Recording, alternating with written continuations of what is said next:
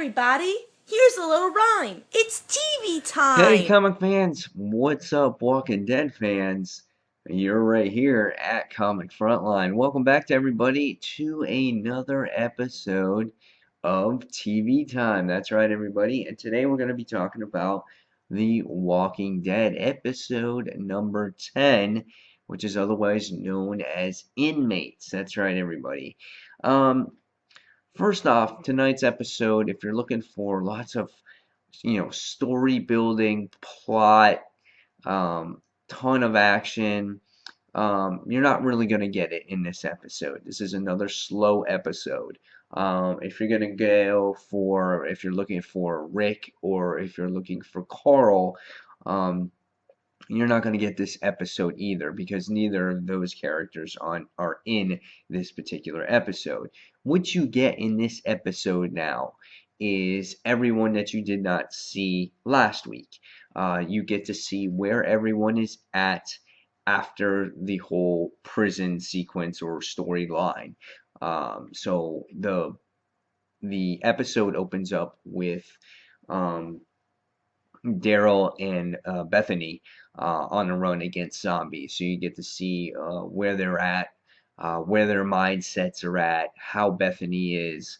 And what the episode did do good at was narration by Bethany based off of her diary. I thought that was an interesting aspect of the beginning of the show.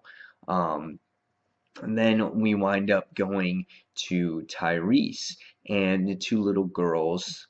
And let's just say that Tyrese, and I'm not going to spoil it, plays babysitter in this episode, which I found it very funny.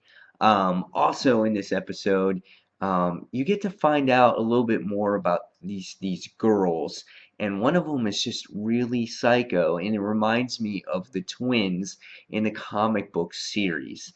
She does something in this episode that is very disturbing to me, and I couldn't believe that she was doing it, and I was just absolutely shocked.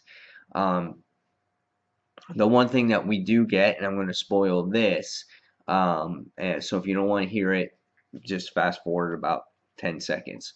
We get the return of Carol. That's right. Did not see that coming right now. I thought she would be back in the show, but she is back.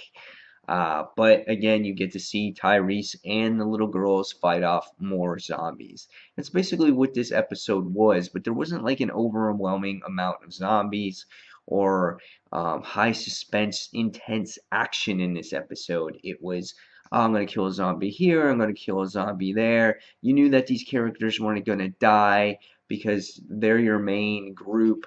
So there wasn't anything here that really was suspenseful for me.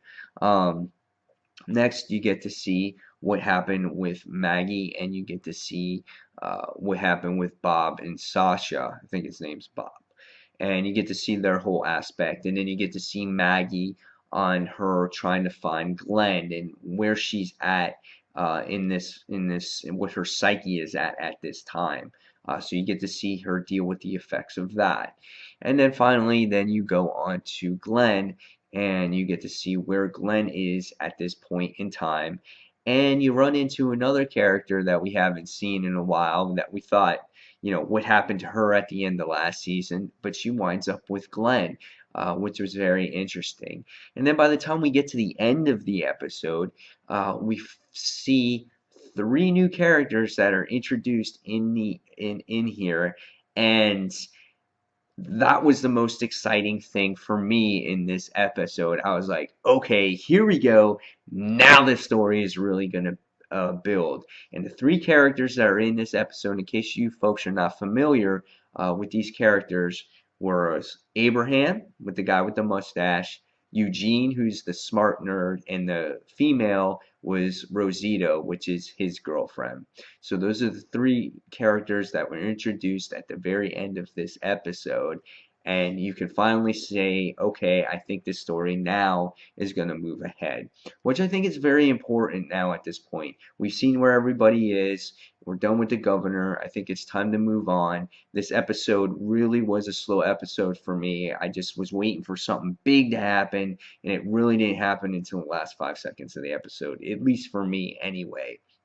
It was good to see where everyone was, but again, it just didn't draw that suspense or that action for me that I was actually looking for, because you kind of knew that all these characters were gonna die.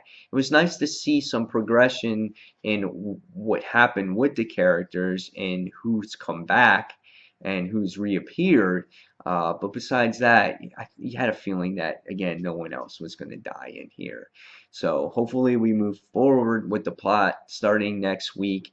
And if I have to give this episode a grade, I would say it's an average episode. Nothing really special happened, I thought. Just interesting to see where all the characters stood at this point in time.